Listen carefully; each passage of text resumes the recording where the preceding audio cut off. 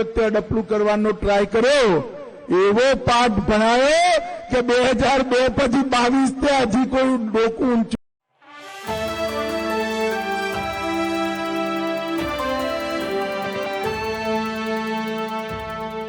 नमस्कार, मेरा नाम है जयंती झा और आप देख रहे हैं next 9 news political bite.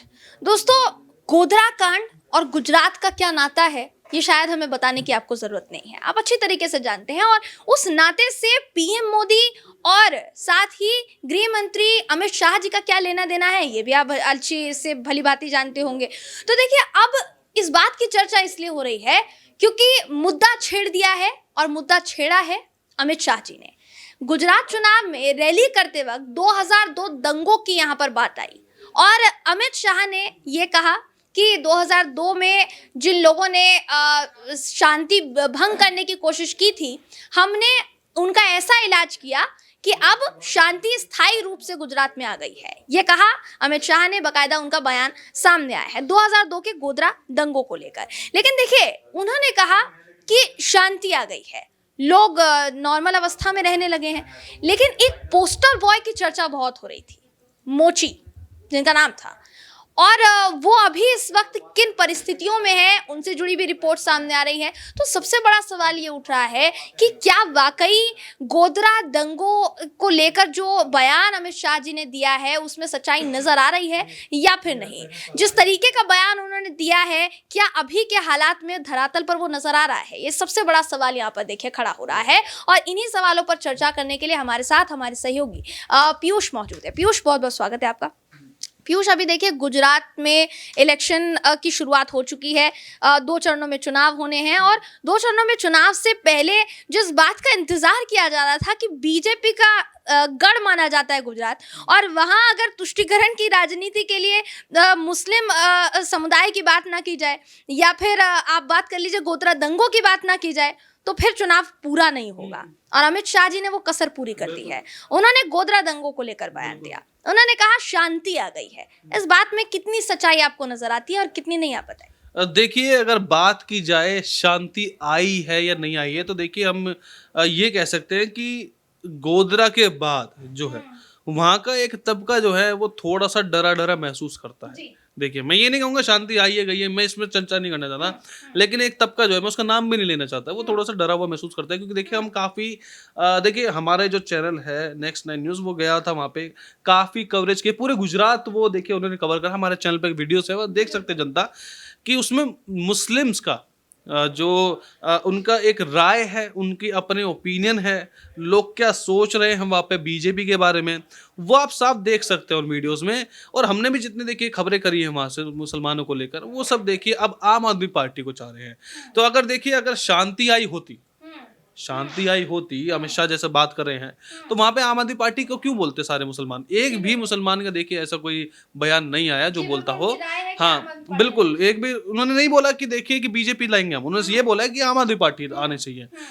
Safe महसूस करते हैं, आम आदमी पार्टी भ्रष्टाचार से मुक्त है, साथ ही साथ दिल्ली मॉडल काफी अच्छा लग रहा है उनको। तो इन सब बातों पर साफ साफ जो गुजरात के मुसलमान है बोलते हैं कि भैया अब हम बीजेपी से उब चुके हैं। यहाँ पे जो यहाँ के जो मुसलमान है वो थोड़े डरे हुए भी हैं, तो इसलिए यहाँ पे साफ साफ जो है मुसलमानों ने कह दिया है कि भैया अब आम आदमी पार्टी आएगी। अमित शाह पता नहीं कौन सी शांति की बात करें, लेकिन वहाँ पे आए दिन देखिए हम ऐसी खबरें करते हैं जिसमें एक ही धर्म के तबके को टारगेट किया जाता है, ऐसे लोगों को टारगेट किया जाता है। तो यहाँ पे देखिए शांति वर्ड देखिए मुझे नहीं लगता कहाँ से यूज कर लिया ना, ये मेरे समझ के बाहर है जी। तो यहाँ शांति वर्ड का उन्होंने इस्तेमाल किया।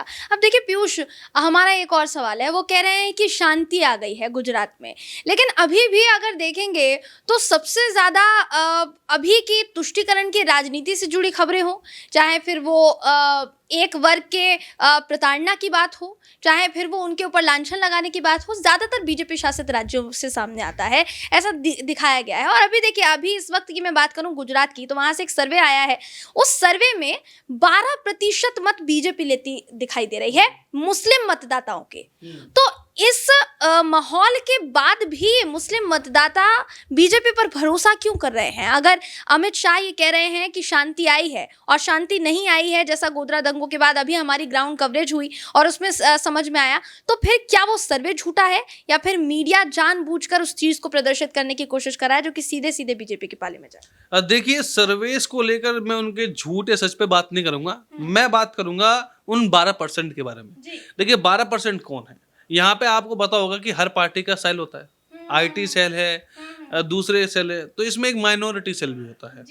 तो अब बीजेपी का माइनॉरिटी सेल के ही जो लोग हैं, क्योंकि देखिए बीजेपी पार्टी बहुत बड़ी हो गई है अब तो, ये कोई 2001 तो चल नहीं रहा, या फिर 99 का दशक तो चल नहीं रहा, 90 का दशक तो चल नहीं रहा। तो यहाँ पे बीजेपी अब है 2022 में। तो बीजेपी के 5 करोड़ से ज्यादा देखिए है, क्योंकि पूरे विश्व की सबसे बड़ी पार्टी है, पूरे एक ग्रुप है, तो सबसे बड़ा है जो कि अब उसमें देखिए गुजरात कितना है, कम से कम आप देखिए 6.5 करोड़ लोग गुजरात में रहते हैं। अब उसमें से भी देखिए कि अगर 1.1% भी अगर बीजेपी का माइनॉरिटी सेल में है, तो देखिए अपने आप ही वोट प्रतिशत बढ़ जाता है। तो इसलिए ये सब जितने भी 12%, मैं सर्वे को झूठा नहीं बोल रहा, मैं सर्वे को सच बोल रहा हूँ, लेकिन जो 12% जो लोग हाँ कह रहे हैं बीजेपी को वोट करने के लिए, वो बीजेपी की माइनॉरिटी सेल के लोग हैं। हाँ, जिनके या तो देखिए परिवार में कोई बीजेपी से होगा। जी, तो जैसा आपने देखा कि हमारे सहयोगी से हमने बातचीत की, अमित शाह जी ने जिस तरीके का बयान दिया है 2002 के गोधरा दंगों को लेकर, उसके मायने क्या है, और अभी तक जो तुष्टीकरण की राजनीति ठीक तरीके से बीजेपी जाहिर नहीं कर रही थी, अब उसने वो तुष्टीकरण की राजनीति करनी शुरू कर दी है। हालांकि कहा यह जाता है कि अमित शाह जी हो, पीएम नरेंद्र मोदी हो, अगर गोधरा दंगों की बात गुजरात में ना की जाए तो फिर दाल नहीं गलती और चुनाव में उसका असर दिखाई नहीं देगा।